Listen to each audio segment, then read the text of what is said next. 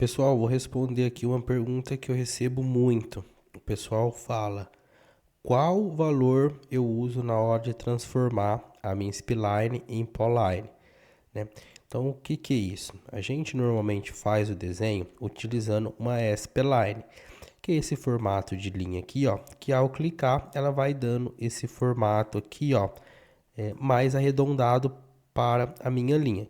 Então, normalmente a gente faz aqui essa linha no formato spline, então eu clico aqui sobre ela, eu vejo spline, e a gente precisa converter isso daqui para uma polyline, que é o formato aí que os monitores fazem a leitura.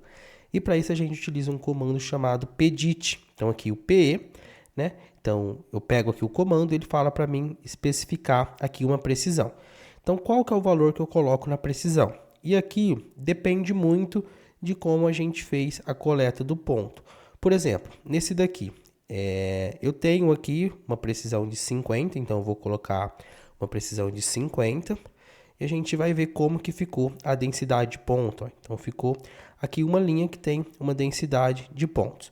Só que agora eu vou fazer uma linha bem parecida, como se eu estivesse desenhando sobre uma curva de nível mapeada em campo. Então, se eu tenho uma curva de nível mapeada em campo, eu preciso ser bem fidedigno aí à minha linha. Então, eu preciso seguir muito bem e pegar o máximo de pontos possível para ficar detalhado aí o local, né? Para ficar com o nível de detalhamento e não ficar muito fora ali da minha curva. Então aqui eu tenho que pegar uma densidade de pontos muito maior. E aqui, se eu utilizar esse mesmo fator aqui de pedit de 50, ó, então eu vejo que agora, ó, a diferença das duas linhas. Olha o tanto a mais de ponto que eu tenho aqui do que aqui.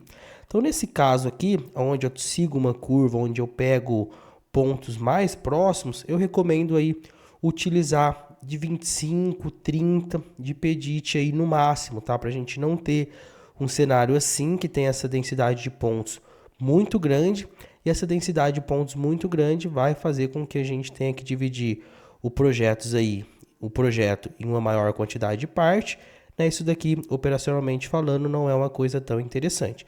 Então, o número que você vai utilizar ali da precisão do pedit vai depender muito do tanto de ponto que você fez ao criar a sua linha, né, a sua spline de base.